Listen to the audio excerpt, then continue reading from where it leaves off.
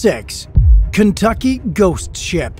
Did you know that there's a ghost ship in the middle of the United States, right off the Ohio River? The USS Fenite, or the USS Sachem, was a converted yacht that saw combat in both World Wars, but it is currently rotting away in a Kentucky forest. Originally known as Celt, the yacht was constructed in 1902 for a railroad boss. She's gone by many names: the Sachem, Sightseer, Circle Line V, and USS Fenite, to name a few. She was steam-powered and almost 180 feet long. Later, it served as a racing steam yacht, an anti-submarine patrol vessel, a floating lab, luxurious private boat, party yacht, coastal submarine chaser, and a sightseeing ship. Soon after the U.S. entered World War I, she was used by the U.S. Navy. Commissioned as the USS Sachem, she was a coastal patrol yacht. Thomas Edison even used her to assist in the creation of U-boat defenses. He carried out research in New York Harbor that was later financed by the government. Celt was put back into service for civilian purposes after the war, and in 1932 she was transformed into a fishing boat. She was recommissioned as the USS Fenite in 1942 when the Navy entered World War II.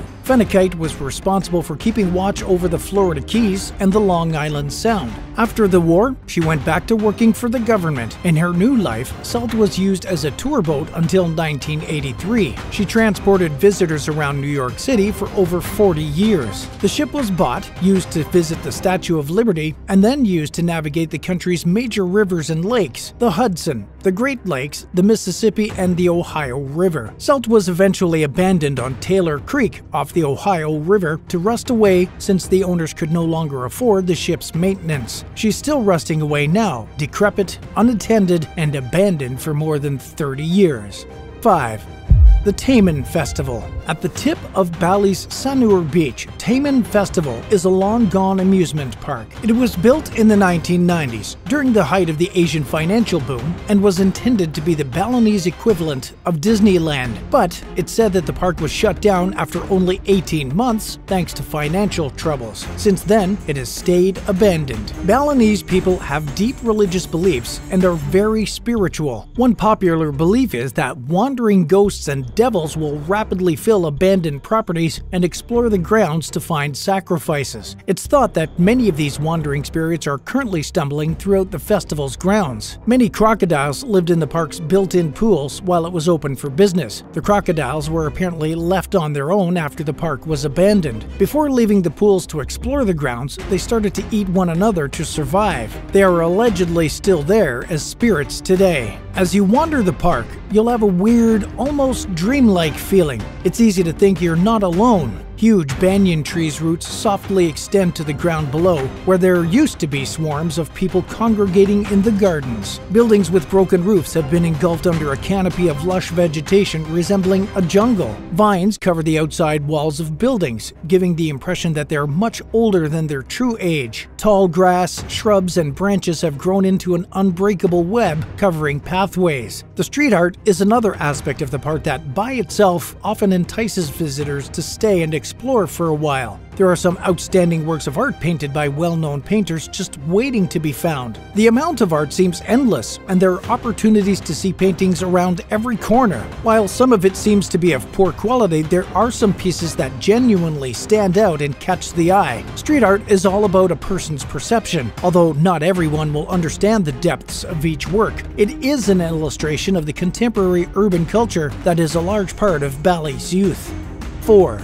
Ghost Palace Hotel. Each year, a sizable luxury resort hotel in the foothills about 50 kilometers north of Kuta Beach, Indonesia, draws visitors and interested residents. Originally, the site was called Pzl Taman Rekrisi Hotel and Resort. It's now referred to as the Ghost Palace Hotel, since nature has consumed it. The history of the spot is mostly unknown. According to some reports, though, this secrecy could exist if Indonesian royalty was connected. One theory is that this hotel was Tommy Suharto's unsuccessful creation. Tommy is the oldest child of Indonesia's second president. He chose to develop a resort after investing in several properties. The location was picked since it was close to a major road near Bedugul Lake. Early in the 1990s, construction was underway. Suharto was then accused of corruption by the Indonesian Supreme Court before the hotel opened. He was eventually detained for ordering the murder of a Supreme Court justice who had once convicted him guilty of corruption and narcotics charges. Suharto was imprisoned in July of 2002 on a number of charges, including unlawful weapon ownership and eluding the law. Construction on the resort was delayed and never restarted since the project's biggest financier was in prison. Many legends surround the hotel.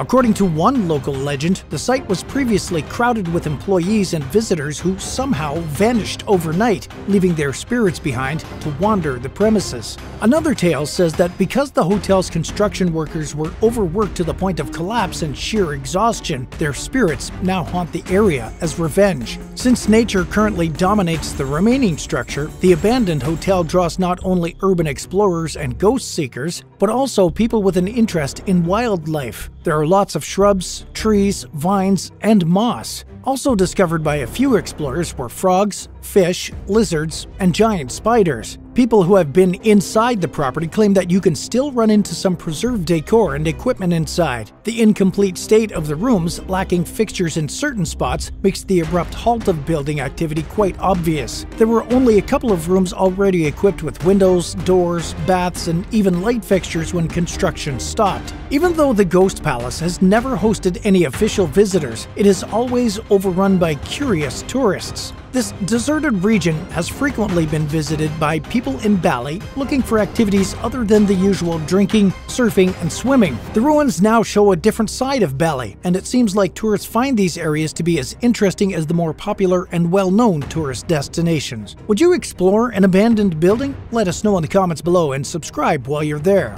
3.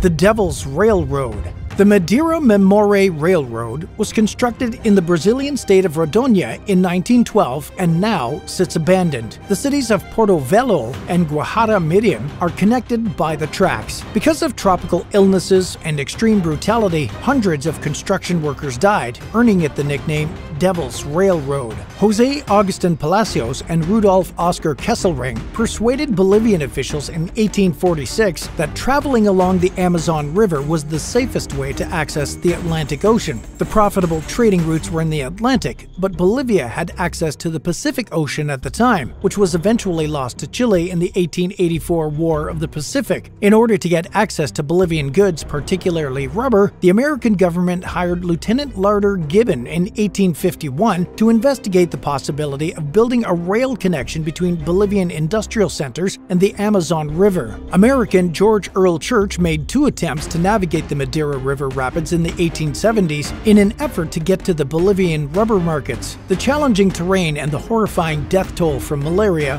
random accidents, and violence derailed these initiatives. With the Treaty of Petrópolis in 1903, Bolivia granted Brazil the region in exchange for some Brazilian territory, a monetary payment, and a promise Brazil would build a rail link to avoid the Madeira River rapids. This was the beginning of a successful bid to complete the railroad. The Madeira Memore Railway's last section was officially opened on April 30th, 1912, after construction had started 5 years before in 1907. The number of deaths that happened during the railroad's construction is not known with certainty. The author of Brazil, Errol Lincoln Uys, placed the figure somewhere between 7,000 and 10,000. According to the Brazilian authorities, only 6,000 employees are thought to have died. Fiorello Piccoli places the number at above 30,000 though, in his book O Capital e a Devastação do Amazonica. In comparison to other intricate building projects in similar challenging terrain, the death toll appears minimal. In comparison, the Panama Canal building project caused the deaths of 30,609 employees due to yellow fever. A large portion of the Devil's Railroad narrative is based on George Church's considerably more deadly attempts, as well as the Brazilian rubber boom itself, which claimed tens of thousands of lives. Due to competition from outside Asian manufacturers and synthetic rubber, the South American rubber boom quickly came to an end, making the railroad obsolete. Initially, the Treaty of Petrópolis imposed duties on the Brazilian government to keep up the discarded facilities, but the railroad was abandoned after Brazil finished the Trans-Amazonian Highway, which currently connects Bolivia to areas of the Amazon.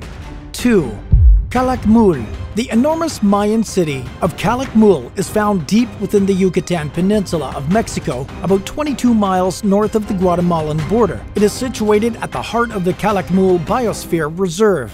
In 1931, an American botanist named Cyrus Lundell found the site, giving it the name Calakmul, which translates roughly to two adjacent mounds. Since it was abandoned 500 years ago, it has remained undiscovered and unaltered thanks to its remoteness and heavy forestation. Work on the site didn't officially start until it was designated a UNESCO World Heritage Site in 1993, and only then did the significance of this ancient city become clear. Multiple connections that can be discovered all across the Mayan world help us to understand the significance. Tikal, Guatemala was Calakmul's greatest foe. The two fought each other for dominance and position until authority shifted to places like Uxmal and Chichen Itza. The Mayan Empire experienced a sudden collapse not long after, somewhere around 900 AD. The first buildings built here were in the 6th century BC, and by 250 AD, the majority of them had been finished. More than 7,000 structures make up the city's 27 square miles, but only a tiny number have been dug up and repaired. Because of how dense the jungle is, it's very possible to miss the approaching pyramid until you're standing directly in front of it. The city had a peak population of nearly 65,000 people in the 6th century AD. Recently found murals that represent daily life have been impressively preserved. Although the murals are not yet accessible to the public, their discovery is encouraging for what is still to be found. To maintain its population and farming economy during the dry seasons, a sophisticated network of canals and reservoirs were developed. The archaeologists and laborers at the site are still using these ancient reservoirs since they're so well built. The Great Pyramid is 174 feet tall and has a 5-acre foundation. It's the biggest Mayan pyramid ever found and is also the highest in the Yucatan. A hike to the summit offers a wondrous view of nearby, almost identical-size unrestored pyramids, and on a clear day, El Mirador in Guatemala, which lies just across the border. Number 1. A B24 Liberator.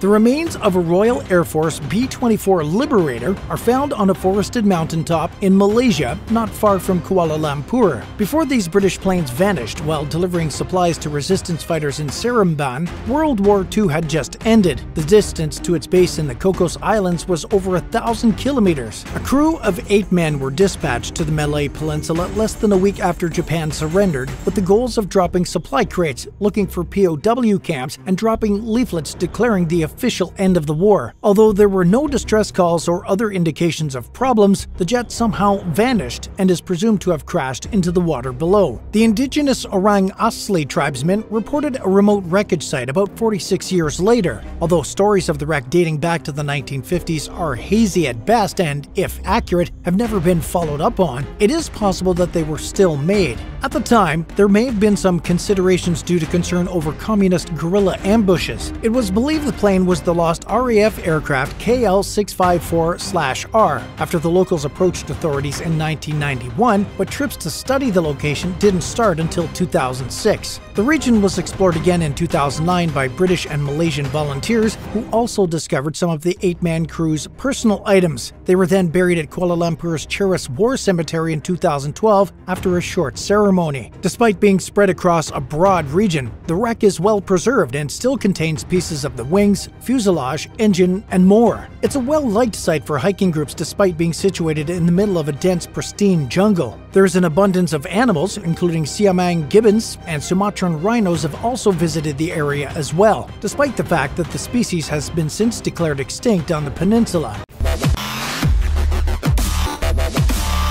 Number 7. P47 Thunderbolt. Thousands of marine species are found at Raja Ampat in Indonesia, which has the most diversified ecology in the world. The P47 Thunderbolt wreck Santa Maria has an interesting story too, and is located near Raja Ampat. The Pacific theater of World War II was home to the P47 North American fighter aircraft. The P47 still has one of the most outstanding combat records in history, despite being overtaken by the much more well-known P-51 Mustang in later phases of the war effort. Sadly, the Santa Maria, flown by Major Harry Orden, didn't survive to see the war's end. On October 21, 1944, Orden took command of a strike group made of 7 P-47 aircraft and directed them to assault Harioke in western New Guinea. The team burned more fuel during the battle than they planned, so they were running low while heading back to base. The pilots quickly realized they would not be able to make it back thanks to their disorientation caused by terrible weather. It was determined that all 7 planes would have to fly through a gap in the clouds and land in the ocean. The squadron was not as fortunate though, since all 7 of the P-47s were lost, even though all the pilots made it through the night and emergency landings. Divers have since discovered 3 of the 7 airplane wrecks, and it's believed that there may be another 10 on the reefs surrounding White Island. The Santa Maria is the most accessible and undamaged of the recovered P-47s at 91 feet below water on a sloping reef.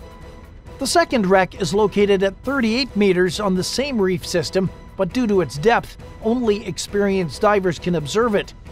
The third, though, is fully demolished in just 6 feet of water. Witnessing the Santa Maria is an incredible sight. The fuselage and wings are completely undamaged despite its upside-down position.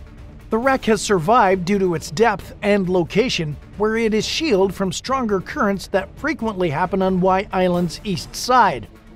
Coral growth and aquatic life have made the ancient warships wreck their home over the 60 years it has been submerged. The wreck has vibrant soft coral growth, and barracuda schools are frequently seen swimming around it. Despite the wreck's small size, it is nonetheless simple to find on White Island's reefs, which are teeming with life and stunning plants. The island is also one of the most scenic in the entire region of Raja Ampat. Number 6. Theodore Weiss's plane wreckage. Theodore T. Weiss left the Marion County Airport on April 5, 2014 at 74 years old on an unusual trip to Zephyrillus. Weiss was never able to reach his target though. His vehicle was still parked at the airfield and his airplane hangar was empty, so friends soon reported him missing. Weiss, an accomplished aviator, regularly flew to New York, where he spent most of the year. As a popular kit plane built in the early 2000s, his aircraft was a modest single-engine Sonex 2-seater. Law enforcement officers of the counties of Citrus, Hernando, Lake, Sumter, Levy, and Marion, as well as representatives from Florida's Fish and Wildlife Conservation Commission, were among the 135 people who participated in the search for Weiss and his plane. His last known location was above the vast Withlacoochee State Forest, making it challenging for teams to find him. Additionally, there was no emergency signal due to the fact that the switch had not been turned on. The ground search stopped after covering over 20 square miles, and on October 2014 the wreck was finally discovered. It had been 6 months since the crash. A hiker exploring a trail near the Pruitt Trailhead stumbled upon it. The site was only 2 miles away from Weiss's takeoff location. According to media reports, his skeletal remains were found still fastened to his seatbelt. The National Transportation Safety Board released a report 2 years after the disaster, concluding what was an extensive and time-consuming inquiry. In their study, they stated that they were unable to determine the cause of the incident. According to the study, the number 3 cylinder had low compression, which they thought was likely present when the airplane took off. Upon investigation, a hole in the gasoline supply line was found. Despite that, it was impossible to tell if the hole was pre-existing or if it developed after impact due to corrosion. The fuel shutoff had been turned off, which led officials to think the pilot was preparing for a forced landing. The cause of this is unknown based on the available data. The plane wreckage still lies in the woods today. Number 5. The Pegasus. In certain cases, when an airplane crashes and can't be restored because of its position, it is left as a historical monument. In Antarctica, a Lockheed C-121 Constellation that has been abandoned after a crash landing in 1970 is one example of this.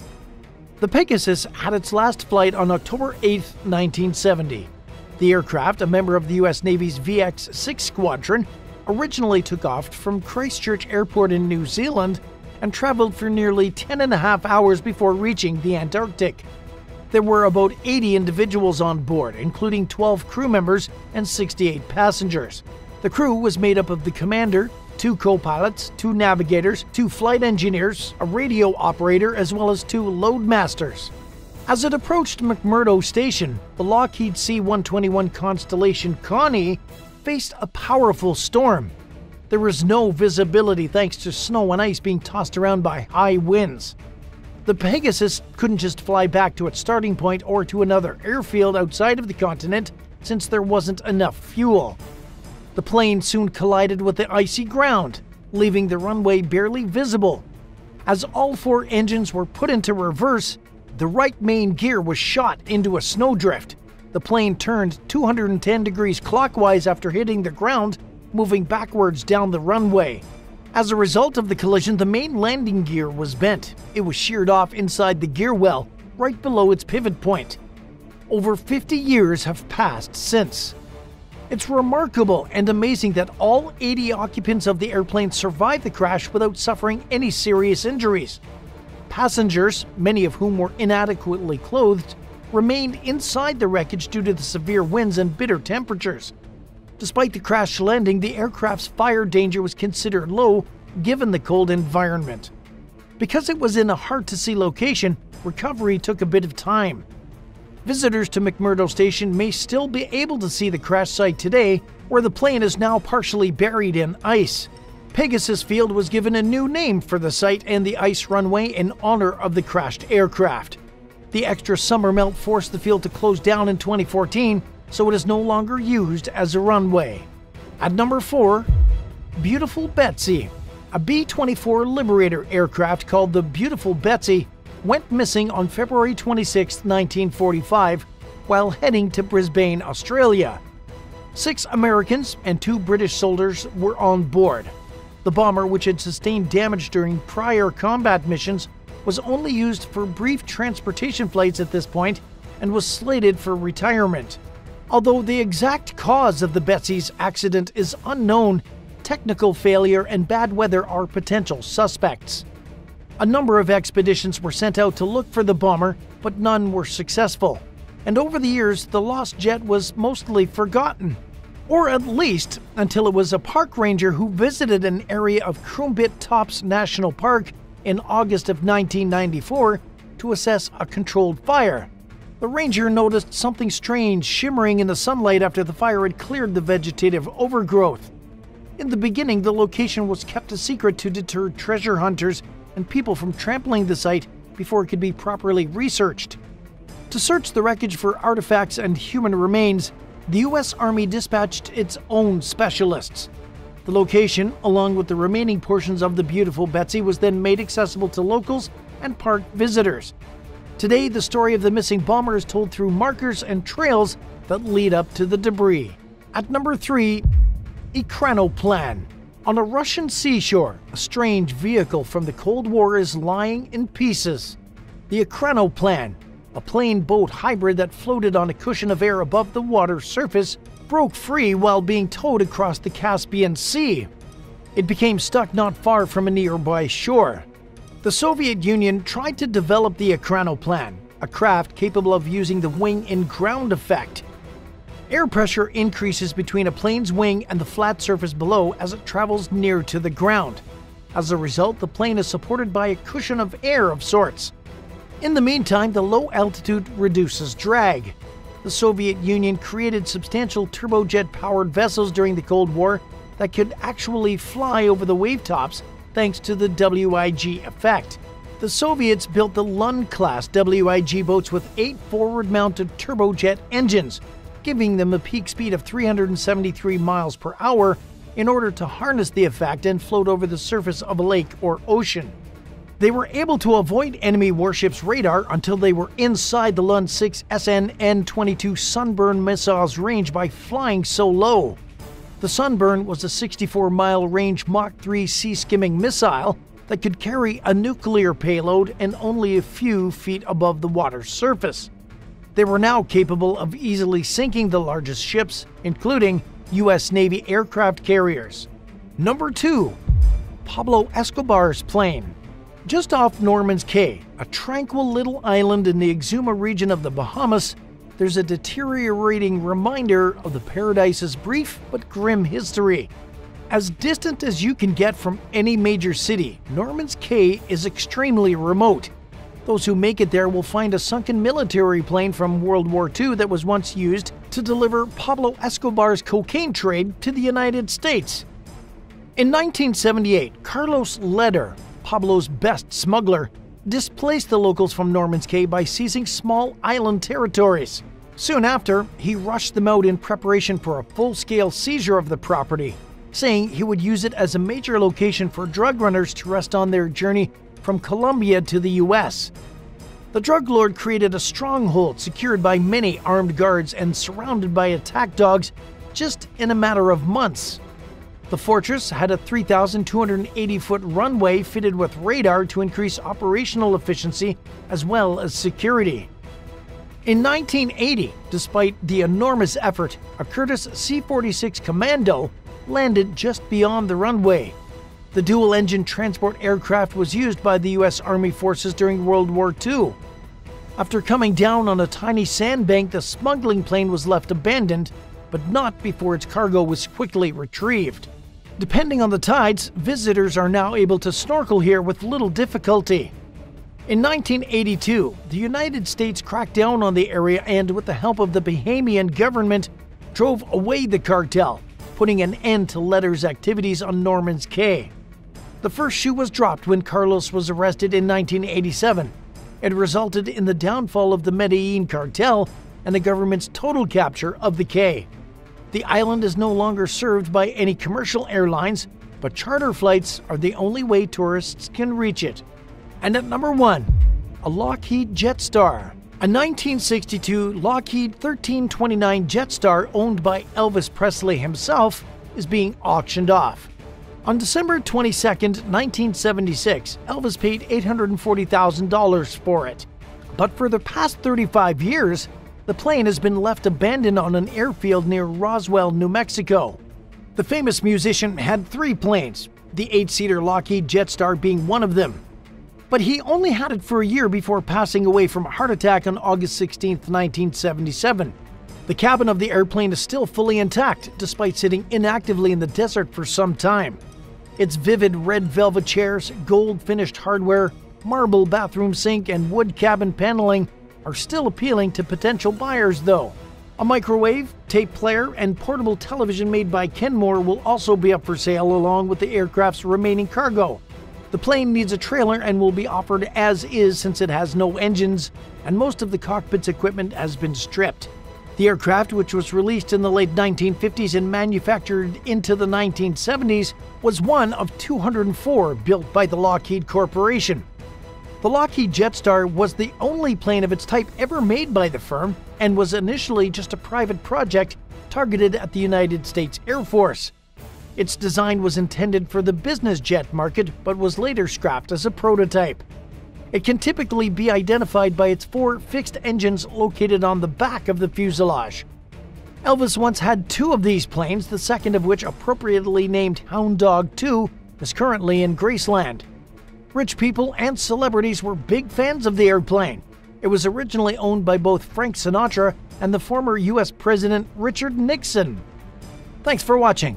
What would you do if you found an abandoned plane in the middle of nowhere? 3. The Concord. In 2018, the British newspaper Daily Star published shocking photos of a paradoxically futuristic-looking, yet neglected aircraft sitting at an engineered base outside Heathrow Airport in London. At first glance, it would be easy to mistake the dilapidated plane for a military jet. But in reality, it's a defunct passenger airliner that once carried civilians across the Atlantic between Europe and North America for nearly 30 years. During the early 1960s, the United Kingdom and France entered a historic agreement to develop a supersonic commercial jet known as the Concorde. 6 prototypes were designed starting in 1965, and in 1969, the plane took off from the French city of Toulouse for its first flight. In 1975, the chosen design received its certificate of airworthiness in both France and Britain. The 203-foot-long, 62 meters, aircraft looked much different than a conventional passenger plane. It had a triangular wing design known as a delta wing, a long, slender fuselage, and a pointed nose that was lowered to a drooping position during takeoff and landing. These features enabled it to fly at more than twice the speed of sound, reducing the flight time from New York City to London from 7 hours to less than 3.5 hours.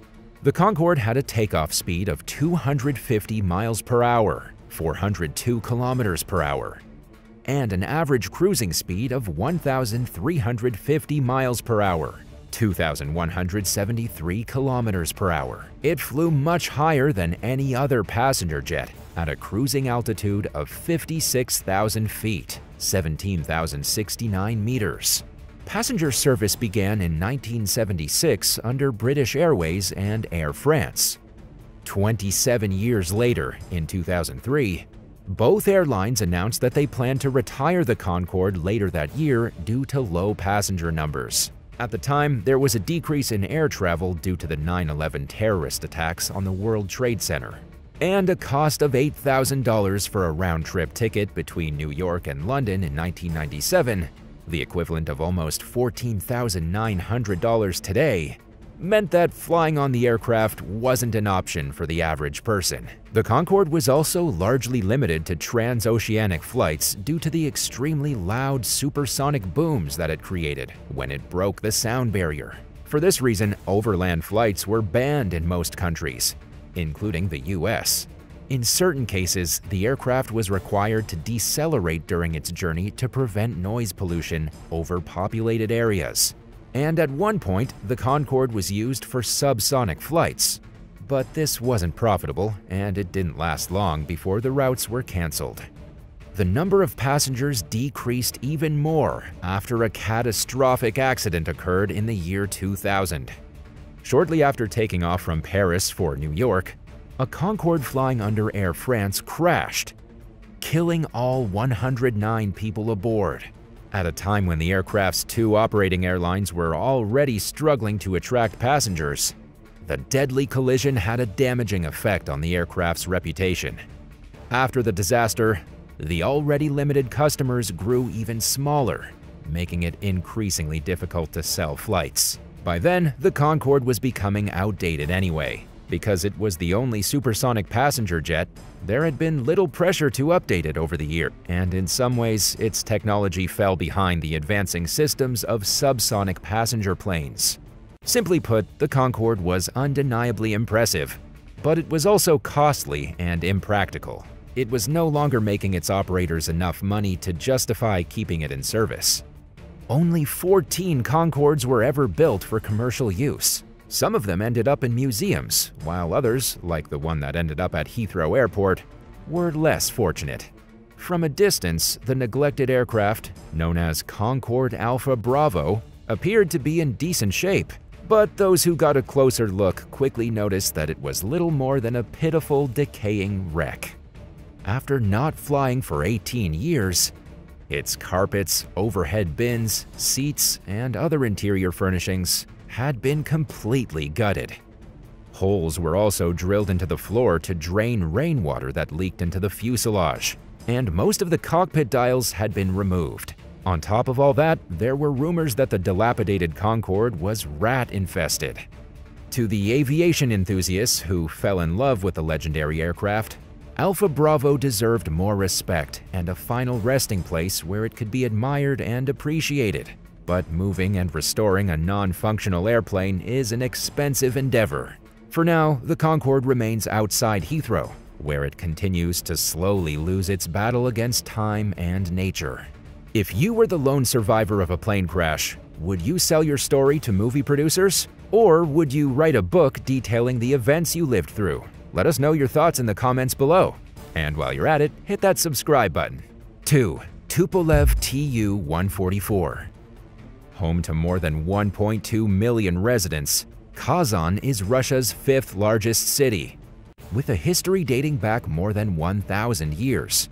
It's located in the country's southwestern region and is famous for its unique blend of Russian and ethnic Tatar cultures, which has influenced everything from its architecture to its cuisine. But Kazan has also caught people's attention for more mysterious reasons in recent years. Nestled among what appears to be a collection of apartment buildings on the city's outskirts is an abandoned Soviet supersonic jet called the Tupolev Tu-144. It's wedged between a row of trees, a housing complex, and a parking lot. In other words, it looks like it's parked in someone's backyard. The fact that the property is actually a military base only makes the aircraft seem slightly less out of place.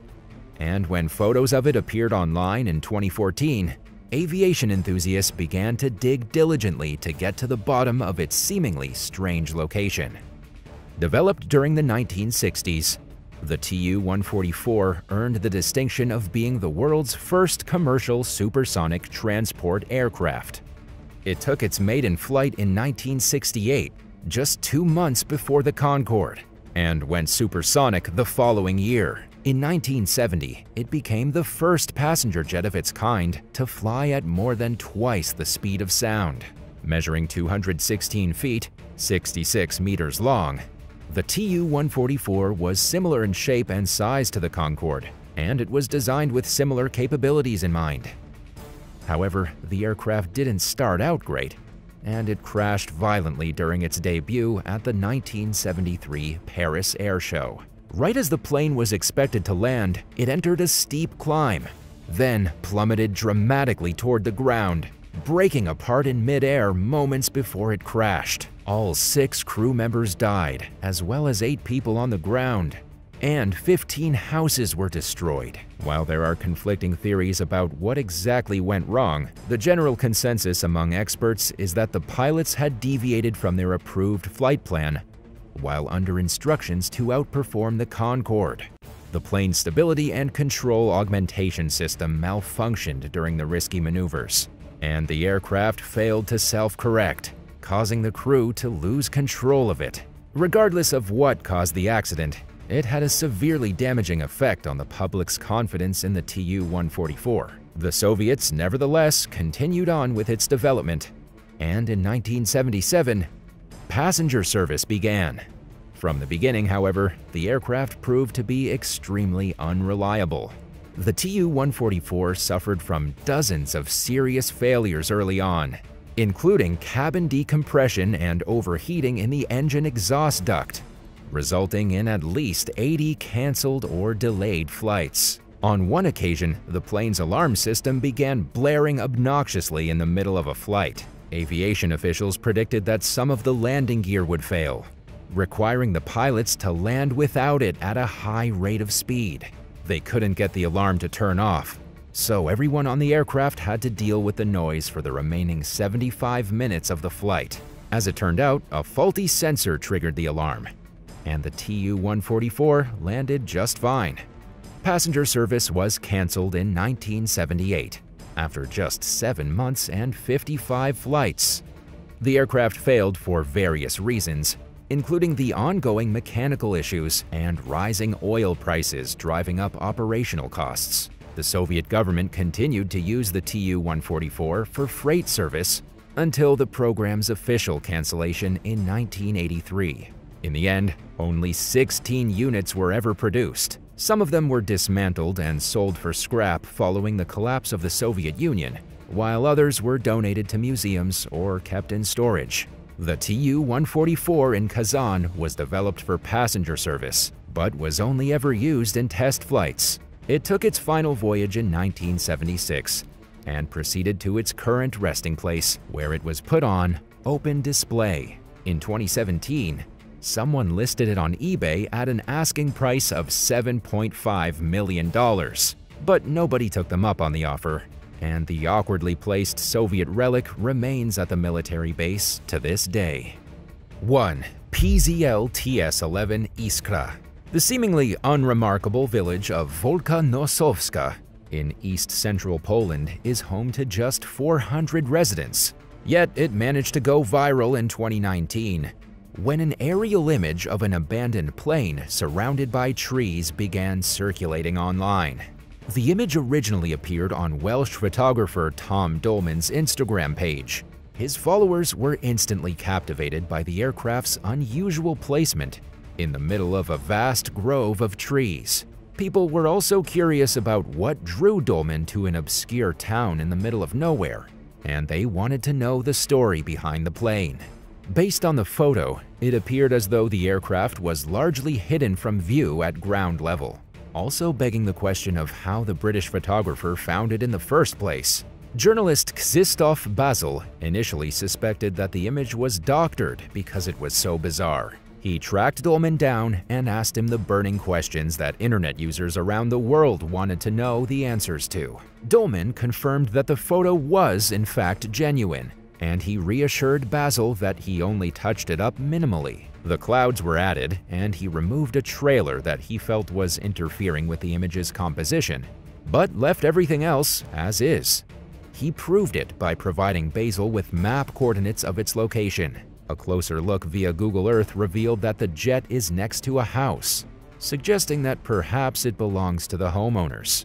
Dolman said that he visits Poland often because his girlfriend is from there. He first spotted the plane while traveling the countryside with her and a group of friends. His girlfriend noticed its wings sticking out of the grove and pointed it out to him. After realizing what a fascinating sight he'd stumbled upon, Dolman made plans to return when the weather was more favorable so that he could capture some photos with his drone. After taking several aerial snapshots, he returned to Britain and perfected his favorite image before posting it on Instagram. Dolman never expected the photo to go viral. In fact, he told Bzl that he was worried his friends might even think it was boring. But the intriguing picture quickly racked up thousands of likes among friends and strangers online. The aircraft was identified as a Polish-made jet trainer called the Pzl TS11 Iscra. Designed in the late 1950s, it was the first domestically developed Polish jet aircraft. The idea behind its creation stemmed from the country's desire to be able to independently manufacture its own military planes. This was at a time when Poland was under the political and economic control of the neighboring Soviet Union as a satellite state. Prior to Joseph Stalin's death in 1953, all of Poland's aircraft development projects and design offices were liquidated. USSR officials heavily discouraged these pursuits and instead urged former members of Poland's Aviation Institute to accept roles that severely limited their creative freedom. However, these developers continued to push for their right to design planes, and eventually the Polish government began to support these efforts. The TS11 was developed in response to a specific set of criteria put forth by the Polish Air Force for a jet-propelled trainer aircraft, which sought to replace the military's aging piston engine planes. The first prototype carried out its maiden flight in 1960. 3 years later, the first delivery of the TS11 rolled off the production line and entered service. Several variants were produced, including versions that could be armed with various weapons, such as bombs and rockets. There was also a reconnaissance variant, which is one of the few versions of the plane that was equipped with radar. The TS11's design was fairly conventional for the period, and at first the plane didn't seem particularly remarkable, but it went on to set 4 world records in its class in 1964 for reaching an in-flight speed of 524 miles per hour, 839 kilometers per hour. 424 of the aircraft were produced between 1963 and 1987. The Indian Air Force imported its first shipment of 50 TS11s in 1975, and during the 1990s, they received an additional 26 units. By then, production of the aircraft had been terminated due to a lack of demand. But the Polish military continued to use the TS11 well into the 2000s. The Indian military took its last TS11s out of service in 2004. While the aircraft's service years were somewhat uneventful, it served its purpose well and proved to be reliable and well built. To this day, the TS11 remains the first and only Polish-made jet trainer that achieved serial production. Unfortunately, the details behind the lone aircraft that Dolman photographed are mostly a mystery. According to the Polish news source Onet, the plane is privately owned, Its current keeper reportedly bought it in 2004 at the Biała Podlaska airport in eastern Poland. And that's pretty much all anyone knows about it. Even Redditors, who are known for unraveling internet mysteries, were unable to find additional information about the TS11's backstory. But it certainly makes for an appealing photo, and the story of how Dolman discovered it seemingly out of nowhere is interesting enough. Which of these planes would you most like to see in person? Let us know what you think in the comments below. If you enjoyed this video, be sure to give it a thumbs up, and don't forget to subscribe. Thanks for watching, and we'll see you next time.